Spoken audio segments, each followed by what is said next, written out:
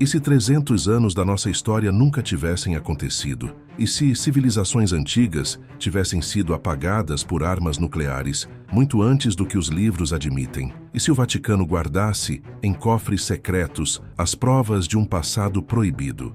Prepare-se, porque hoje você vai questionar tudo o que acredita ser real. Seja bem-vindo ao Mundo Restrito, o lugar onde a verdade se esconde nas sombras e a história tem mais segredos do que você imagina. Inscreva-se no canal, ative o sino das notificações antes de mergulhar nesse mistério. Assim o YouTube entende que você é um dos poucos que ainda buscam o que foi ocultado. Feche as luzes, coloque os fones e vamos juntos atravessar o tempo fantasma. A hipótese do tempo fantasma.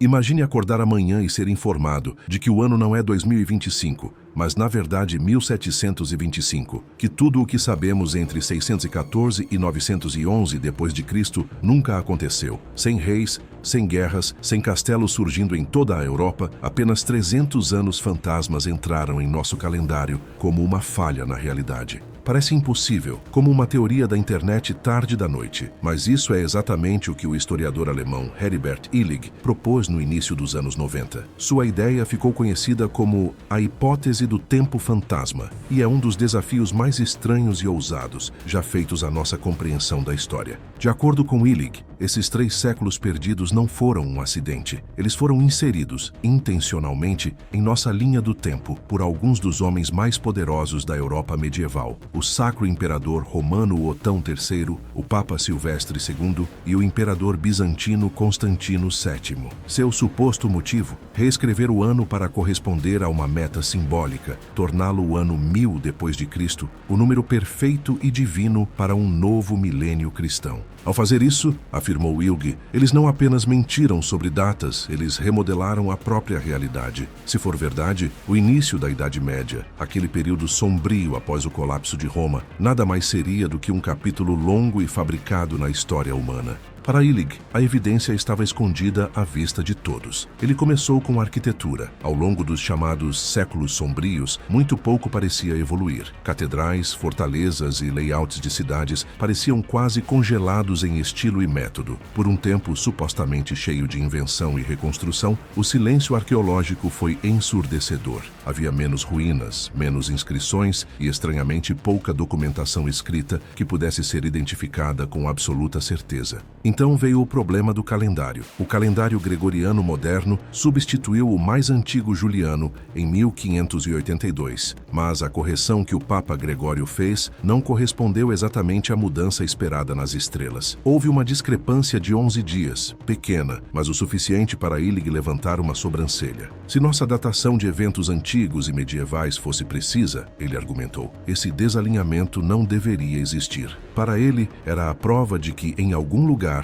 o próprio tempo havia sido esticado ou alterado no papel. E então havia Carlos Magno, o governante maior que a vida que supostamente uniu a Europa e reviveu o Império Ocidental. Illig acreditava que esse imperador nunca existiu de verdade. Ele alegou que Carlos Magno era um composto, um mito cuidadosamente construído combinando pedaços de reis anteriores, lendas e propaganda papal. Até mesmo suas estátuas e biografias, disse Illig, pareciam suspeitosamente idealizadas, mais como uma história contada de trás para frente do que uma vida registrada para frente. Claro, os historiadores tradicionais ficaram indignados. Eles acusaram Illig de escolher coincidências e ignorar evidências que não se encaixavam. Moedas, documentos, dendrocronologia, datação de anéis de árvores e registros astronômicos colocaram os eventos exatamente onde eles pertenciam. Os arqueólogos apontaram que a cultura material muda, mas não em todos os lugares, e nem sempre uniformemente. Os séculos tranquilos podem ter parecido parados apenas porque poucos sobreviveram para registrá-los, que no entanto a ideia não morreria. As pessoas são atraídas por teorias que abalam a base do que tomamos como certo. A hipótese do tempo fantasma não é apenas sobre anos perdidos, é sobre a fragilidade da memória humana. O pensamento de que toda a nossa linha do tempo poderia ser manipulada por aqueles que estão no poder toca em algo primitivo. Afinal, a história não é uma fotografia, é uma história contada e recontada, editada e polida, muitas vezes pelos vencedores.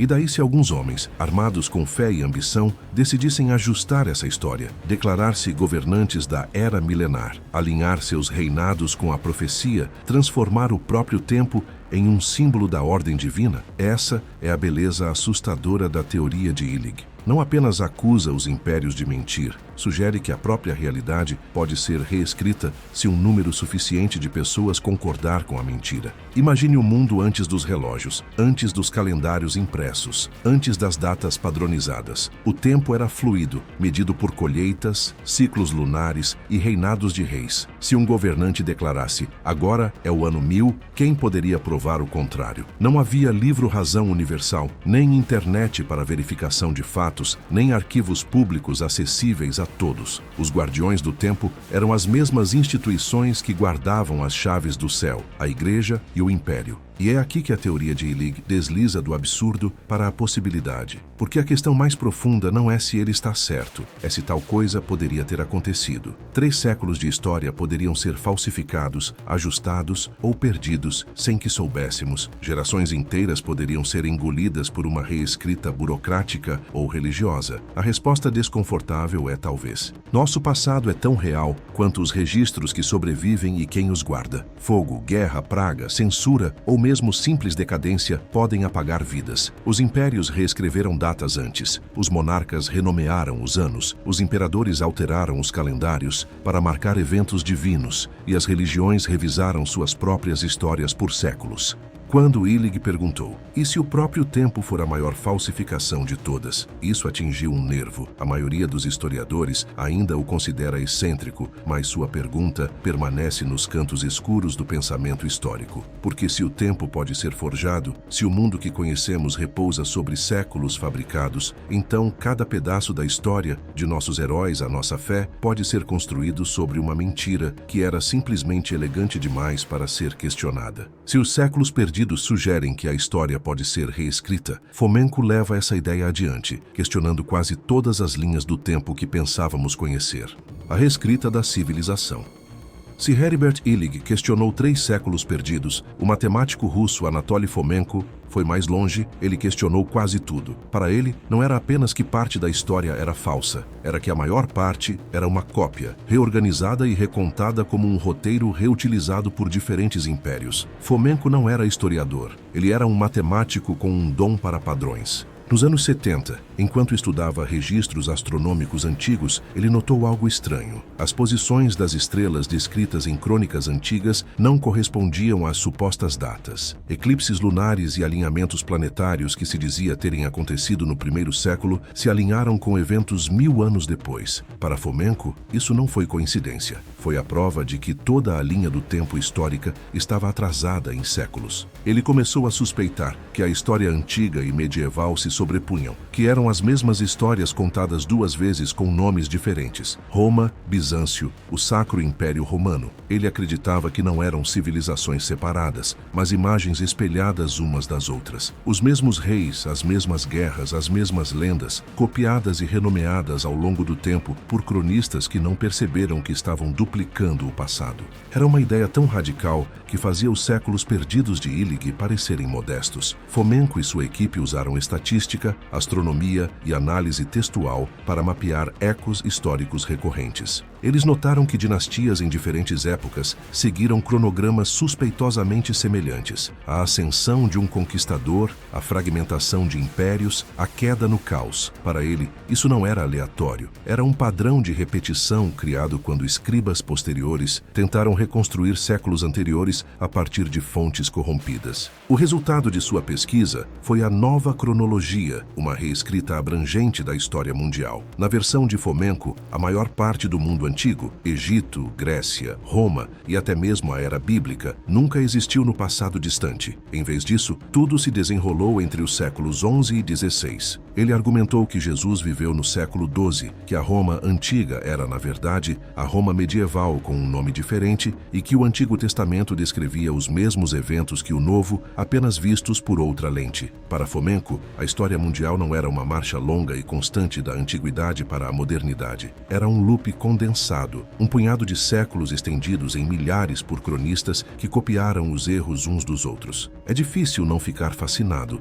mesmo que você não acredite. Suas ideias misturam mistério, matemática e rebelião contra a autoridade acadêmica. Ele não estava tentando vender conspiração. Ele estava tentando provar que mesmo as instituições de conhecimento mais sagradas poderiam ser construídas com base em dados falhos. Para ele, a Igreja, os primeiros historiadores e as potências europeias posteriores tinham um motivo para estender o passado, para fazer suas raízes parecerem mais antigas, mais nobres, mais divinas. 1000 anos extras poderiam transformar um reino modesto em um antigo império. Poderia dar peso cósmico aos eventos religiosos, colocando-os no início dos tempos. E, novamente, o Vaticano está nas sombras da teoria. Na história de Fomenko, os guardiões de manuscritos antigos, monges, bispos, arquivistas papais, tornaram-se os editores da memória humana. Se eles agiram por fé ou política, eles decidiram o que contava como antigo e o que não contava. Os historiadores tradicionais chamam a teoria de Fomenko de uma grande ilusão.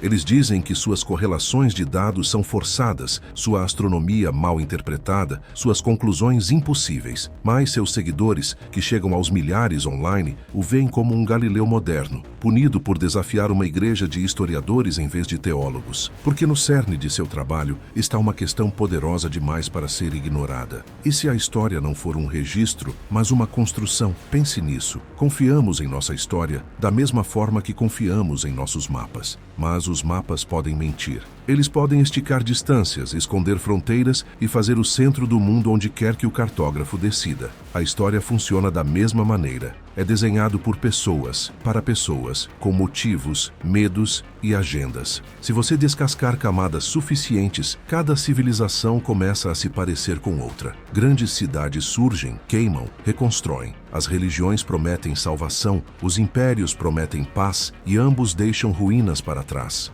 Os nomes mudam, mas a história parece estranhamente familiar. Talvez Fomenko tenha levado essa observação muito literalmente, ou talvez ele tenha tocado em algo real, que a história humana repete não apenas metaforicamente, mas matematicamente, que não estamos olhando para uma linha reta de progresso, mas para uma espiral, onde os mesmos arquétipos continuam reaparecendo: o construtor de impérios, o profeta, o traidor, o dilúvio, a queda. Se você acha que Fomenko é um visionário ou um louco, seu trabalho o obriga a enfrentar uma verdade desconfortável. A história não é sagrada, é editável, é vulnerável às mesmas distorções da memória e, como a memória, pode ser reescrita, polida e remodelada até que comecemos a acreditar na nova versão. E uma vez que isso acontece, não é mais apenas uma teoria sobre o passado, é um aviso sobre o presente. Porque se a história pode ser reescrita uma vez, quem pode dizer que não está sendo reescrita novamente, agora, diante de nossos olhos?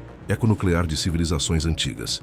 Se você caminhar pelas ruínas de Mohenjo-Daro, a antiga cidade do Paquistão moderno, algo parece estranho. As ruas são dispostas com precisão matemática. Ralos e casas mostram uma compreensão do saneamento séculos à frente de seu tempo. Mas o detalhe mais perturbador não é o que está, é o que está por baixo. Os arqueólogos descobriram esqueletos espalhados pelas ruas, muitos deles fundidos ao chão como se estivessem congelados no meio do movimento. Alguns mostraram traços de radiação muito acima dos níveis naturais. Perto dali, tijolos foram encontrados derretidos, como se tivessem sido atingidos por uma intensa explosão de calor, tão violenta que transformou areia em vidro. Para alguns cientistas, isso era evidência de catástrofe. Para outros, sussurrou algo mais estranho: uma antiga guerra nuclear. A ideia parece absurda no início, ficção científica mais do que ciência. Mas uma vez que você começa a conectar os pontos, a linha entre mito e possibilidade começa a se confundir. Antigos épicos indianos como o Mahabharata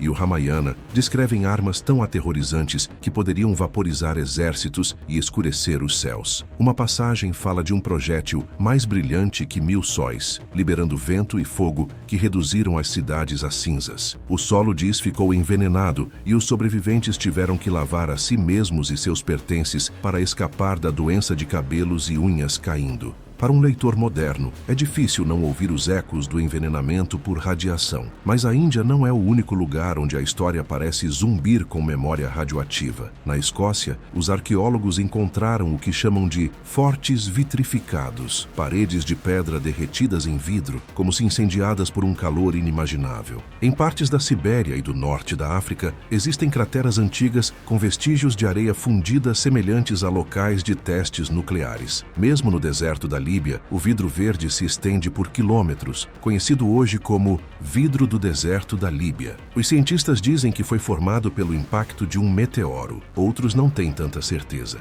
Por que e se não fossem desastres naturais? E se fossem as cicatrizes de guerras esquecidas, travadas não com espadas, mas com tecnologia que não podemos nem começar a entender? A teoria é a seguinte: milhares de anos atrás, civilizações avançadas, talvez anteriores à Suméria ou ao Egito, atingiram um nível de ciência que rivalizava com o nosso. Eles desbloquearam o átomo muito antes do século XX. E como nós, eles não podiam controlá-lo. Uma única guerra ou mesmo um acidente poderia ter destruído tudo, cidades, pessoas e a própria memória. O que sobreviveria depois de tal apocalipse? Talvez algumas tradições orais, talvez histórias de deuses lançando raios do céu, talvez mitos de punição divina ou o dilúvio que redefiniu o mundo. Em outras palavras, nossa mitologia pode ser a memória fossilizada de uma era nuclear que já vivemos. A arqueologia convencional discorda, é claro. Os cientistas explicam as pedras derretidas como resultado de incêndios naturais, meteoros ou raios. Os níveis de radiação em Mohenjo-Daro, dizem eles, estão dentro das margens aceitáveis, nada nuclear. Mas isso não apaga o desconforto de quão familiares esses mitos soam.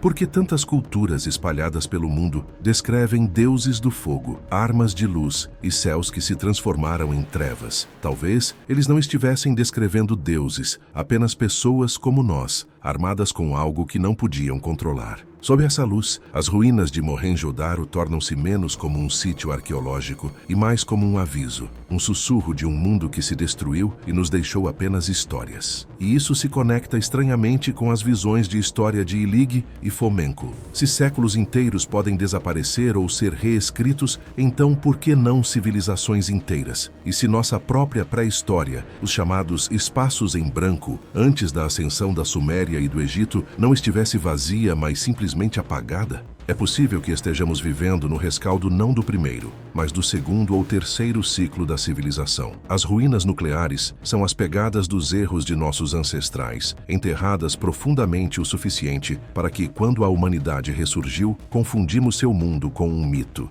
É um pensamento que o mantém acordado à noite, porque sugere que a história não é uma escada, é um loop. A humanidade se ergue, constrói, se destrói, esquece e recomeça. Cada vez que pensamos que somos os primeiros, os mais inteligentes, os escolhidos, podemos ser apenas mais uma reprise em um ciclo cósmico sem fim. Quando você olha para aquelas ruínas vítreas, começa a se perguntar: estamos descobrindo nosso passado antigo ou vislumbrando nosso próprio futuro?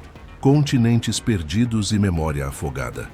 Cada mapa esconde algo. O que vemos é apenas a parte que sobreviveu à água. Quando os cientistas anunciaram que um vasto continente afogado, chamado Zealândia, havia sido encontrado sob o Pacífico, parecia que o planeta estava confessando um segredo. 94% deste oitavo continente está debaixo d'água, estendendo-se da Nova Zelândia até o azul profundo. Por milhões de anos, pensou-se que era apenas o fundo do mar. Então, os pesquisadores perceberam que ele já esteve acima das ondas, um mundo físico real agora dormindo sob quilômetros de oceano. A descoberta abalou a imaginação. Se um continente inteiro pode desaparecer, o que mais perdemos? Mitos antigos de todas as culturas falam de terras engolidas pelo mar. Atlântida, descrita por Platão, a Ilha dos Reis, que caiu em uma única noite de fogo e água. Lemúria, uma suposta ponte entre a Índia e Madagascar, lar de uma raça avançada apagada por terremotos. No sul da Índia, as lendas tâmeis falam de Kumari Kandam, um berço da civilização afogado no Oceano Índico. Durante séculos, os estudiosos descartaram essas histórias como exagero poético, alegorias de decadência moral, não geologia. Mas, à medida que as imagens de satélite e a oceanografia avançavam, os fragmentos dessas fábulas começaram a parecer desconfortavelmente literais. Sob as ondas do Japão, perto de Yonaguni, encontra-se uma enorme estrutura de pedra que parece esculpida por mãos humanas, terraços, pilares e escadas que levam ao abismo. Perto de Cuba, o sonar detectou ruínas simétricas enterradas nas profundezas do Caribe. No Oceano Índico, ao redor de Dwarka, os arqueólogos encontraram paredes e artefatos antigos, datados por carbono de milhares de anos antes de assentamentos costeiros conhecidos. Coincidência? Talvez. Ou talvez essas sejam as impressões digitais fantasmas de mundos que já foram, civilizações apagadas não pelo tempo, mas pela água. Imagine estar à beira de um desses continentes desaparecidos. O ar está denso de sal, o céu laranja ardente e, em algum lugar no horizonte, o oceano começa a se afastar. As pessoas observam enquanto a terra treme. O mar ruge de volta como uma coisa viva, engolindo templos, florestas e memória de uma só vez. Aqueles que sobrevivem não têm mais nada além de histórias. Histórias de deuses enfurecidos, de inundações enviadas para limpar o mundo, de torres derrubadas pelo céu. Milhares de anos depois, encontramos essas mesmas histórias esculpidas em diferentes línguas, em diferentes continentes. O dilúvio de Noé, o dilúvio de Deucalião, o dilúvio mesoamericano de Tlaloc, o dilúvio sumério de Utnapishtim. Os detalhes mudam, mas a mensagem é sempre a mesma. Perdemos algo vasto e nos lembramos disso apenas no mito. Os geólogos agora dizem que aumentos cataclísmicos do nível do mar ocorreram há cerca de 12 mil anos, quando a última idade do gelo terminou. Costas inteiras desapareceram. O Mar Negro pode ter sido um lago de água doce, antes de uma inundação repentina do Mediterrâneo. Assentamentos humanos inteiros teriam sido apagados da noite para o dia. E, no entanto, no mundo da ciência, esses continuam sendo pontos de dados, datas, profundidades, linhas de sedimentos. É o mito que mantém viva a memória emocional. Essa é a beleza e a tragédia dos continentes perdidos. Eles são possibilidades científicas e feridas psíquicas. Eles nos lembram que a Terra é inquieta, que a história não é apenas escrita no papel, mas em terreno movediço. Se Illig e Fomenko alertaram que o tempo pode desaparecer, os continentes afogados sussurram que o espaço também pode. Você pode apagar um século reescrevendo calendários, mas pode apagar uma civilização aumentando a maré. Pense nos arquivos do Vaticano novamente, seus corredores intermináveis de pergaminho e silêncio. Talvez dentro dessas prateleiras haja registros de marinheiros que viram novas terras surgirem e as antigas afundarem. Talvez a igreja já tenha mapas de um mundo que não existe mais, continentes agora batizados pelo mar. Afinal, fé e dilúvio sempre estiveram conectados. Todo dilúvio é punição e renascimento. E talvez seja isso que o oceano simboliza em todos esses contos. Não destruição, mas reinicialização. O mundo se afoga, a lousa é limpa e a humanidade começa de novo. Esquecida, menor, mas carregando fragmentos do velho mundo como conchas no bolso. Cada mito, cada ruína submersa, cada imagem de sonar piscando em um monitor de alto mar nos diz a mesma coisa. Já estivemos aqui antes. Nós construímos, nos afogamos, reconstruímos. Talvez seja por isso que o oceano ainda nos perturba, porque em algum lugar sob essas ondas está a prova de que a civilização não é permanente, que tudo o que construímos pode desaparecer pela manhã, deixando os futuros arqueólogos se perguntando quem éramos e por que desaparecemos. E se o próprio tempo pode ser reescrito, onde melhor esconder sua prova do que nas abóbadas sombrias do Vaticano? Os arquivos secretos do Vaticano, a Biblioteca do Tempo. Se o oceano esconde continentes perdidos, o Vaticano esconde o tempo perdido. Nas profundezas da Basílica de São Pedro, encontra-se um labirinto de corredores repletos de prateleiras que se estendem por quilômetros, contendo mais de 85 quilômetros de documentos. Eles o chamam de Arquivo Secreto do Vaticano, mas o nome é enganoso. Não é apenas secreto, é sagrado, proibido, quase mítico. Durante séculos, estudiosos e caçadores de tesouros sonharam em vislumbrar o que está dentro: correspondência papal, documentos de Estado, manuscritos heréticos, registros de excomunhões, cartas de reis e rainhas mortos há muito tempo. Existem mapas que podem mostrar a América pré-colombiana, crônicas de impérios esquecidos e talvez sussurros de séculos que nunca existiram. A Igreja insiste que os arquivos estão seguros, preservados para a história, não escondidos para enganar. Mas a natureza humana e a própria história sugerem o contrário. Quando o poder e o conhecimento se cruzam, o sigilo é uma forma de controle. E se a hipótese do tempo fantasma ou a nova cronologia de Fomenko estão meio certas, será que o Vaticano tem sido o editor final da memória humana? Alguns historiadores especulam que esses arquivos contêm provas dos 300 anos perdidos. Outros sussurram que existem registros de tecnologias e civilizações muito mais antigas do que a história oficial admite, máquinas, mapas e escritos que sugerem devastação nuclear muito antes de nossa era. Talvez a Igreja tenha preservado o conhecimento perigoso demais para ser divulgado, esperando por um momento em que a humanidade pudesse lidar com isso, ou talvez esperando para garantir que nunca visse a luz. A imaginação corre solta. Um corredor pode conter cartas de imperadores explicando os séculos fantasmas, cuidadosamente coordenados para fazer o ano 1000 parecer divino. Outro pode conter manuscritos de marinheiros antigos que viram continentes subirem e afundarem, rabiscando avisos sobre a fragilidade da memória humana. Em outro lugar, atrás de portões de ferro, poderia haver relatos de eventos astronômicos, eclipses lunares, cometas, alinhamentos planetários que contradizem todos os livros de história em circulação. A ideia é inebriante, uma única instituição que detém as chaves do próprio tempo. Se os calendários podem ser reescritos, os impérios falsificados, as civilizações afogadas, então arquivos como esses são os cofres onde a verdade dorme, ou talvez onde ela seja deliberadamente mantida na sombra. Muitos que vislumbraram até mesmo uma fração dos arquivos descrevem uma sensação de vertigem.